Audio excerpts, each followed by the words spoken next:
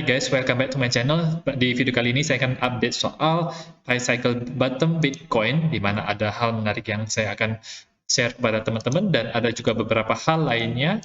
Dan whale mulai mengakumulasi Bitcoin kembali. Nama saya Kelby dan saya menyajikan informasi seputar fundamental, technical, dan on-chain analysis. Tonton video ini sampai akhir agar informasi yang lengkap dan bermanfaat. Klik like dan subscribe untuk mendukung channel saya. Kita akan lihat dulu untuk Bitcoin di time frame daily-nya, di mana time frame daily-nya ini bagus karena ada engulfing candle. Jadi candle ini itu dia lebih tinggi daripada candle sebelumnya, ada potensi reversal itu bisa terjadi, dan hari ini juga dimulai dari tadi pagi sampai sekarang, dimulai dengan kenaikan, naik sampai 20.500-an. Oke, dari RSI-nya itu juga meningkat, dan sekarang berada di garis resistance warna kuning ini. Tidak ada bullish divergence, tetapi ada bullish divergence di MACD-nya. Jadi ketika harga itu turun seperti ini, ininya histogramnya tersebut itu dia naik ke atas dan ada potensi bahwa cross bisa terjadi juga dalam beberapa hari ke depan. Dan kalau kita lihat secara garis besarnya, ketika ini terjadi cross ke atas, maka harga Bitcoin juga akan cenderung untuk naik. Setelah itu, di tengah-tengahnya itu bisa ada penurunan, jadi masih dalam naik turun seperti itu kalau kita lihat dari histori masa lalunya. Tetapi pada ujungnya ketika Bitcoin tersebut itu mengakhiri kenaikan setelah dia cross di sini, itu dia mengakhirinya dengan cross ke bawah di sini. Itu ada di masa ketika Bitcoin berada di daerah puncaknya, yaitu 25.000. Apakah akan terulang lagi? Hanya waktu yang bisa menentukannya. Kita hanya bisa memantaunya satu demi satu. Kalau misalnya resistance-nya satu demi satu bisa ditembus, dilalui, maka itu akan bisa memberikan chance yang lebih besar buat Bitcoin untuk harga yang lebih tinggi lagi dibandingkan dengan top sebelumnya, yaitu 25.200-an. Oke, untuk time frame yang lebih kecilnya, sudah terjadi cross MACD dan ada juga bullish divergence yang saya tunjukkan kemarin. Ini jadi ketika harga turun dari sini ke sini, RSI-nya tersebut itu meningkat dan cross terjadi juga di sini, dan MACD cross-nya juga ada bullish divergence. Jadi sangat wajar sekali untuk adanya kenaikan setelah dia mengalami penurunan seperti ini. Oke, next target sama seperti di video sebelumnya, itu dia bisa ke kemungkinan kalau ini kita melihat dari polanya tersebut, pola 1, 1, 2, 3, 4, 5-nya, mungkin dia akan harus membentuk wave 2 terlebih dahulu, di mana dia harus koreksi dulu setidaknya ke 38,2-nya, yaitu 20.166, dan biasanya ke golden pocket 0,618 itu di harga 20.000 atau 19.900-an. Habis dari situ kemudian dia bisa mulai wave 3. Setelah dia menyelesaikan wave 1, 2, dan 3, kemungkinan besar bisa melewati resistance 20.800, dan daerah ini bisa menjadi resistance besar selanjutnya di 21.800-an. Itu adalah target-target selanjutnya.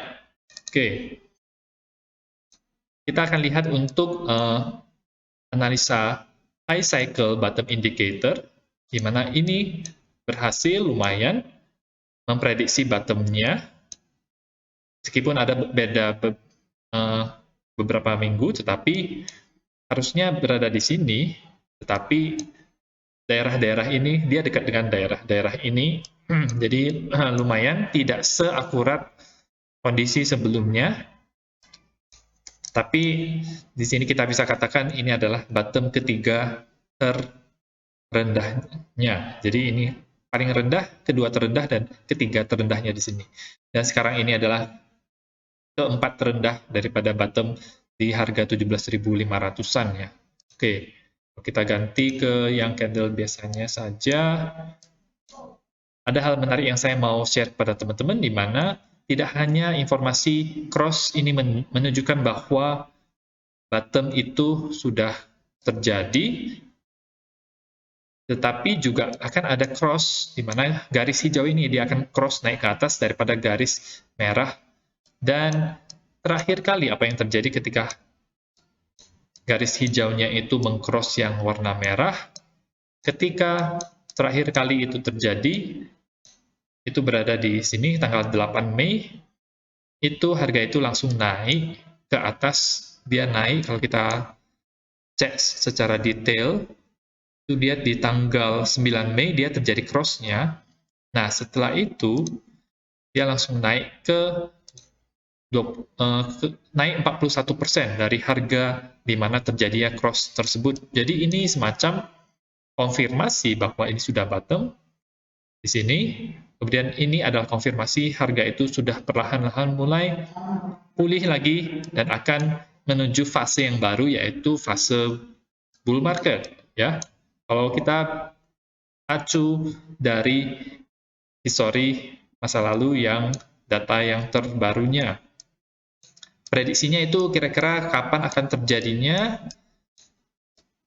Kalau kita lihat dari sini, dari tanggal terjadinya cross itu kita ukur jumlah harinya, ini time frame daily, jadi ada sekitar 145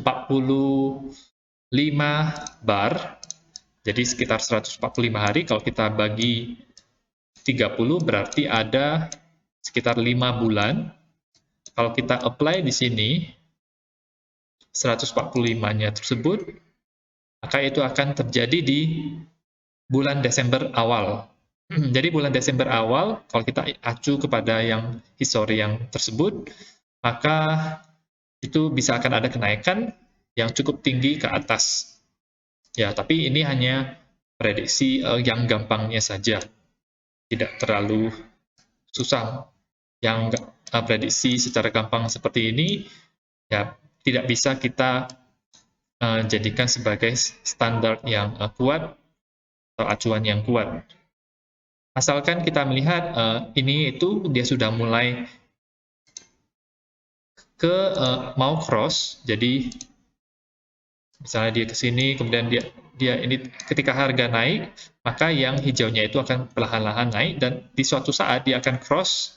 Nah, disitulah itu terkonfirmasi bahwa ini adalah bottom-nya dan harga juga bisa naik. Kalau misalnya ternyata ada black swan event atau FUD besar lainnya yang menimpa Bitcoin, maka garis hijau ini masih bisa dibawa ke bawah. Jadi, makanya kenapa analisa yang 145 hari dari sini ke sini itu tidak bisa dijadikan acuan yang kuat. Oke, jadi itu adalah analisanya. Kalau misalnya terjadi cross, menurut saya kemungkinan akan ada fase bull market yang baru sama seperti yang sebelumnya. Tetapi kita tidak bisa terlalu prediksi kapan akan terjadi karena ini masih gede ya. Ini masih gede jaraknya. Masih susah untuk memprediksi kapan akan terjadi cross ke atasnya. Oke. Nah, sedikit info mengenai Nasdaq. Nasdaq juga ada semacam candle. Ini candle, saya lupa namanya, doji star atau spinning. Jadi, ini tapi pada umumnya ini bagus, jadi tidak terlalu bearish lagi, dan hari ini juga dimulai dengan semacam kenaikan ke atas. Oke, dia bounce dari Fibonacci 50-nya. Harga Bitcoin akan mengikuti, dan ini juga sangat kelihatan sekali di DXY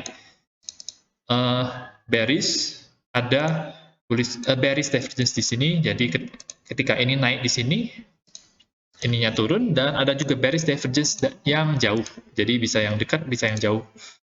Teman-teman lihat sendiri, ini RSI-nya itu dia menurun di sini, jadi dan kemarin jelas sekali ini ada rejection yang cukup kuat sehingga dibawa untuk close-nya itu merah, ya tidak bisa close hijau, padahal sudah sempat naik ke 109,4.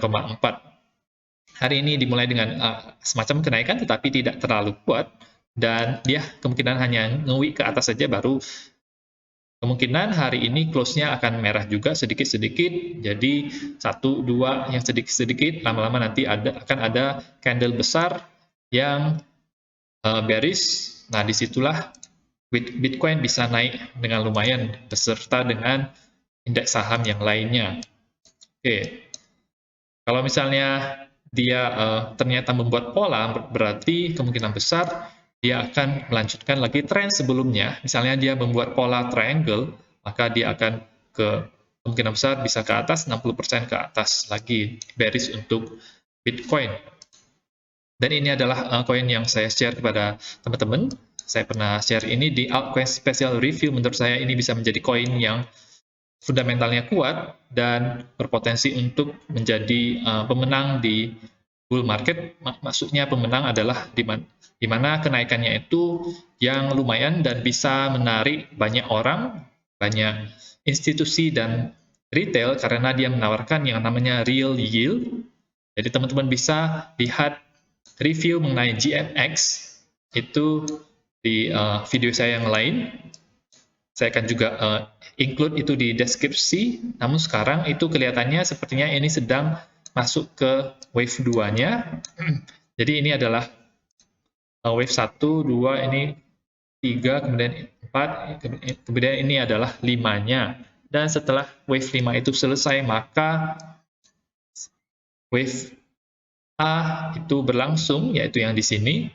Kemudian ini adalah wave B-nya, jadi A, B, dan ketika dia naik dia harus turun ya. Jadi mungkin dia bisa mencapai harga di bawah $30 dan menurut saya kalau misalnya dia mencapai harga $20 itu menurut saya adalah buying opportunity yang sangat besar menurut saya.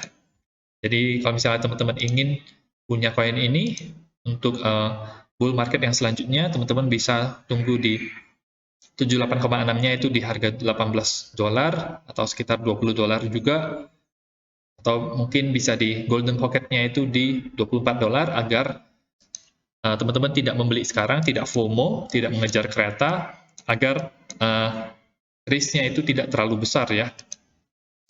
Jadi ini hanya analisa saja. Kalau misalnya dia bisa naik ke atas itu lumayan, wave B-nya itu mungkin bisa kadang-kadang bisa naik ke atas lebih tinggi daripada yang sebelumnya, habis itu dia akan bisa turun ke bawah. Oke, jadi itu adalah update sedikit untuk mengenai GMX. GMX adalah menurut saya kuda hitam dari Arbitrum.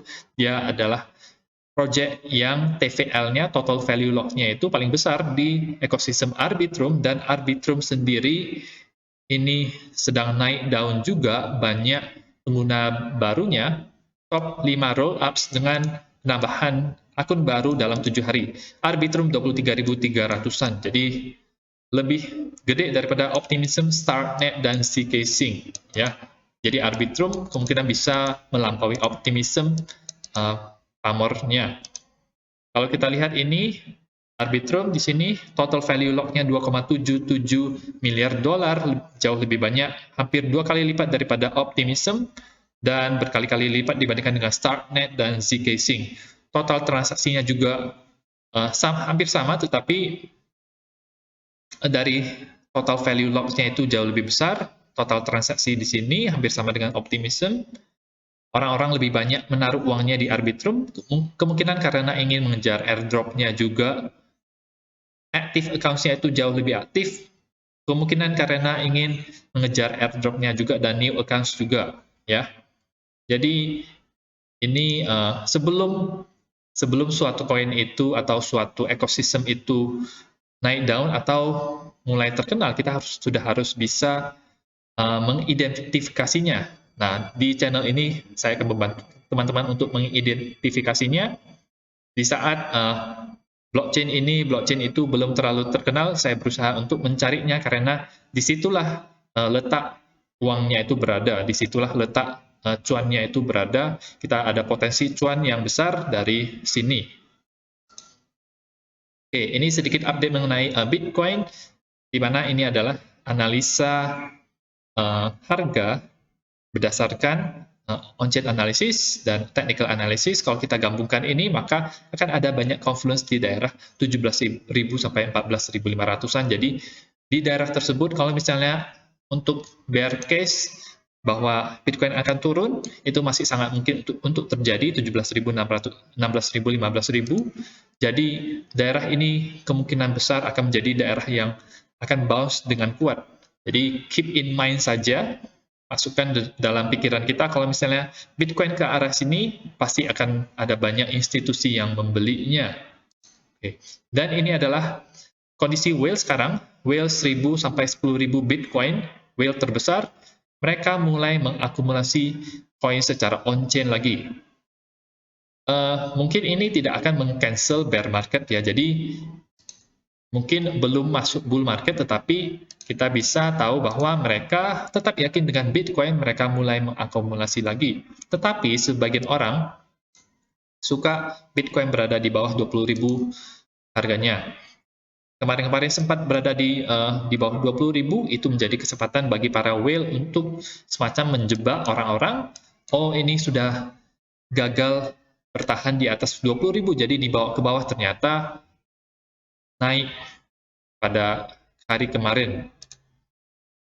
Cara bacanya bagaimana? Cara bacanya adalah seperti ini. Ini adalah whale yang terbesar, kemudian whale yang 100 sampai 1000 Bitcoin, 10-100 Bitcoin, 1 sampai 10 Bitcoin, retail yang memiliki kurang dari 1 Bitcoin. Oke.